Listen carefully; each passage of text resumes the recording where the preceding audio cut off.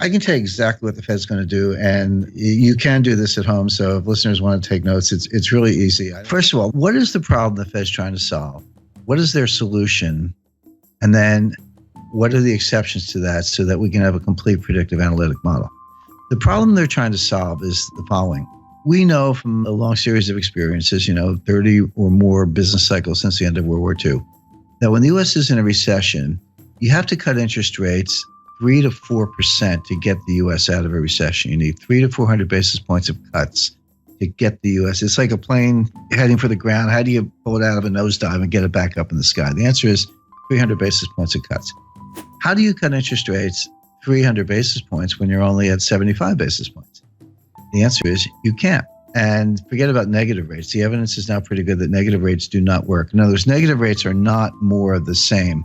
When you go from, let's say, 0.5%, and you go to 1/4, and then you go to 0, and then you keep going to negative 25, you didn't just ease by another 25 basis points. The evidence from Japan and Europe is that you're through the looking glass and you have very strange effects, really unintended consequences. I'll give you a couple examples. So the conventional theory is, well, the more I cut interest rates, the more stimulus I get. That's a joke, but that's what they think. But if I go negative, you're absolutely going to go out and spend the money. Because if you don't spend the money, I'm going to take it away. You sit there long enough, you'll have nothing left in your bank account because I'm going to take, with these negative interest rates, I'm going to take it away. So people will run out and spend. And the other thing is that, it's obviously, from the lending point of view, they'll borrow money, because the bank pays you to be a borrower. But here's what happens in the real world. This is the difference between academics and human beings. When people see negative interest rates, people have goals in mind. They have lifetime goals, right? They want kids' education, parents' health care, their own health care, retirement. If you start taking their money away with negative rates, guess what they do? They save more. They're like, hey, I got to put my kids through college. You're taking my money. Well, I better save more. And then what kind of signal is the central bank sending with negative interest rates? They're sending a deflationary signal. So people go, well, if you think it's going to be deflation, I'm not going to spend money. I'll wait till the price comes down. So you're trying to encourage lending and spending. And what you get is more savings and no spending, deferred spending. You get the exact opposite of what you want. So again, another egghead experiment gone awry. But the point being, so negative rates don't work. So zero bound really is zero. It really is a boundary. And Bernanke has said this in his recent writings, and I think he's right about that. So back to the problem. How do you cut interest rates 300 basis points when you're at 75? Well, the answer is you can't. So you have to raise them to 300 basis points. So the problem the Fed is trying to solve is how do they get rates to 3.25% before the next recession?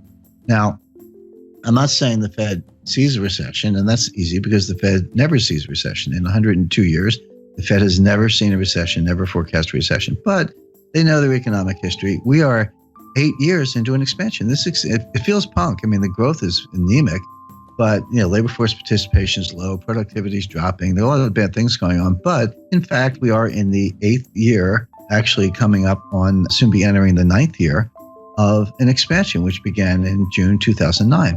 Right. By the way, you have a hard time convincing most Americans that we're not still in a recession. Depressions are different than recessions. The technical definition of a recession is 2 consecutive quarters of declining GDP with rising unemployment, a couple other bells and whistles, little subjective factors, but that's basically it. So people, when you say depression, they're like, depression sounds worse than a recession. And if recession is 2 quarters of declining GDP, then a depression must be like 10 quarters of declining GDP because it's got to be worse. But that's not the definition. The definition of a depression, you can have growth in a depression, but it's below trend growth. In other words, if trend is 3.5, and you're actually banging out 1.5, 2, that gap between, let's say, 1.5 and 3.5% growth, that's depressed growth. It's an output gap. It compounds over time, and you never get it back. We are losing trillions of dollars of wealth. We are impoverishing future generations on a relative basis because of our inability to get back to trend growth. So the reason American people feel this and don't listen to the economists, and they're right, is because we're in a depression. So leaving that aside, the Fed at least understands the business cycle and the fact that the next recession, they say they don't die of old age, but they do die, and we're getting close to the next one.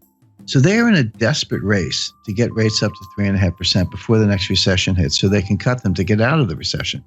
The question is, can you raise rates enough to cure the next recession without causing the recession you're preparing to cure? That's the dilemma. That's the finesse. My answer is no, they're not going to be able to do it, but they think they can. Why are they in this box? Well, because Bernanke should have raised rates in 2010, 2011, in the early stages of the expansion, when the economy would have been much better able to bear it than it is now. Bernanke skipped a whole cycle. He skipped a whole rate increase cycle to pursue these wacky experiments and, QE and zero interest rate policy and all that. I spoke to Bernanke about this, and he used the word experiment. He said this was an experiment. Bernanke made his academic reputation by studying the Great Depression, in the wake of Friedman and Anna Schwartz and some others. But he was a great scholar of the Great Depression, and he got his chance to kind of try out his theories. But what he told me was, he said 30 years from now, some new Ben Bernanke, some young scholar will look back and tell us if we did a good job or not. We actually don't know right now. See, the Great Depression was really two technical recessions, 29 to 33 and then 1937-38. But from 33 to 37, we had an expansion, but the whole thing was a depression because we never got out of it. The stock market recovered the 1929 high in 1954. It was a long time to get back to even. But Bernanke's mantra was, doing something is better than doing nothing. I completely disagree. It's better to do nothing if you don't know what you're doing. And this is really the monetary equivalent of the Hippocratic Oath. Doctors say, first rule of being a doctor is first do no harm.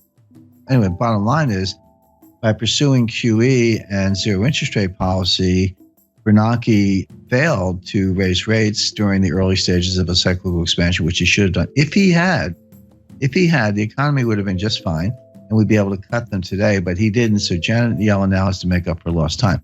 So that's the mission. But again, and this is what the market completely does not get, and the Wall Street economists don't get. Nobody gets this, because they see the Fed raising rates, and they've done the correlations and the regressions back to World War II, and they go, every time the Fed raises rates, the economy is getting stronger. So if the Fed's raising rates, the economy must be getting stronger, so bid up stock prices, et cetera. But that's like saying umbrellas cause rain. Because they've got the causality backwards. The Fed never leads the economy, ever. The Fed follows the economy. So a normal business cycle looks like this. So you get a little expansion going, and unemployment starts to go down, and industrial capacity utilization starts to go up, and inflation starts to go up. And the Fed's watching, and then it keeps going. They go, it's getting a little hot. We better raise rates. And they raise rates, but of course they started too late. The expansion keeps going. Inflation keeps going up. Unemployment keeps going down. Then the economy starts to cool down. Unemployment goes up, and then prices go down, and capacity utilization drops, and we get into recession. Like, we better cut. And then they cut, and then you hit the bottom, and then you come out of it again. So think of that as like a nice, pretty sine wave, right? That's a business expansion, business contraction over and over, 30 or so times since the end of World War II, with the Fed always following the economy, never leading the economy. So all the big brains on Wall Street, they've got all this data, and they say, well, every time the Fed raises rates, the economy is getting stronger. That has absolutely been true for like 30 times since the end of World War II. It is not true today. The reason it's not true today is because Bernanke skipped a cycle, and they're playing catch up. For the first time since 1937, the Fed is tightening into weakness. That is a key thing to bear in mind. The Fed is tightening into weakness. They are not leading the economy to strength. They are not responding to strength, even though Wall Street thinks they are. And there's a great danger that they're actually going to cause the recession they're preparing to cure, as I mentioned. The Fed will raise rates 25 basis points 4 times a year from now until the middle of 2019, until they get them to 3.25%. So like clockwork, every March, June, September, December, for 2017, 2018, into 2019, look for a Fed rate hike until they get to 3.25%, at which point they'll be able to say, all right, now we're at 3.25. If we have a recession tomorrow, we can cut them back down to 0 again and get out of it. That'll be mission accomplished. Now, this is why I was sitting there in December like, yep, they're going to raise them in March. And right now, I'll tell your listeners they're going to raise them in June. There's your Fed response function. There's your baseline scenario. What are the exceptions to Fed rate hike? Under what conditions will they not raise rates? Because everything I just described to you, they've had in mind since March 2015 when Yellen took patience out of the statement. That was the end of forward guidance. And by the way, if you go back to 2015, I said they're not going to raise rates all year, and they weren't going to do the liftoff that people were looking for in March, June, September. And they didn't lift off in September because of the Chinese rate exchange devaluation. The stock market fell out of bed August 2015. Finally, they raised them in December 2015. And Wall Street was ready for March. I said, no. In June, no. September, no. It wasn't until December 2016 that they raised them the second time. So obviously, there are conditions under which they don't raise rates, notwithstanding the baseline scenario. So what are those conditions? There are three. Well, four, actually. So if you see job creation below 75,000, that will cause them to pause. By the way, pause is the key word. If you go home through the speeches, you'll see the word pause in Dudley's recent remarks. Pause is the Fed's jargon for we're not going to raise rates. We got the Jim scenario, which I took from the Fed, it's their scenario, or a technical recession. So, we're going to know Friday what the first quarter GDP is. It's pretty close to negative, but I'm not saying we're in a recession now. We might be. But if you see a recession, they'll pause. You see job creation below 75,000, they'll pause. By the way, that's a very low bar.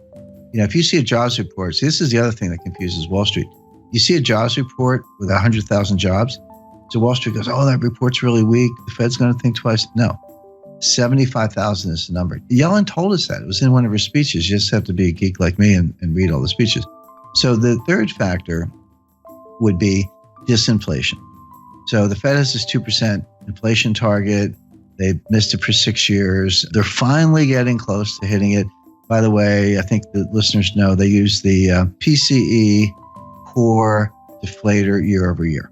There's PPI and CPI and core, a bunch of inflation indices, but we know what they use. PCE core deflator year over year. That actually has been getting close to 2%. But if you see it turn around, if you see that gap down to like 1.5, 1.4, 1.3, then they will pause. The last condition for the pause is a disorderly decline in stock markets more than 5%. If you see a 6, 7, 8% decline, so if the S&P went down 100 points, Fed doesn't care. Dow Jones goes down 1,000 points, Fed doesn't care. But beyond that, if you see the S&P start to go down 150 or the Dow start to go down 1,500 points in a disorderly way, it looks a little scary. It looks like there's no bottom. It looks like if you see that, they'll pause. So the Fed is going to raise like clockwork 4 times a year for the next 2.5 years, unless you see job creation below 75,000, disinflation, a technical recession. If you don't see one of those things, they're going to raise rates. And so right now, I don't see any of them. I mean, they could all happen, but it looks like, growth is going to be positive. Job creation's been decent, over 100,000.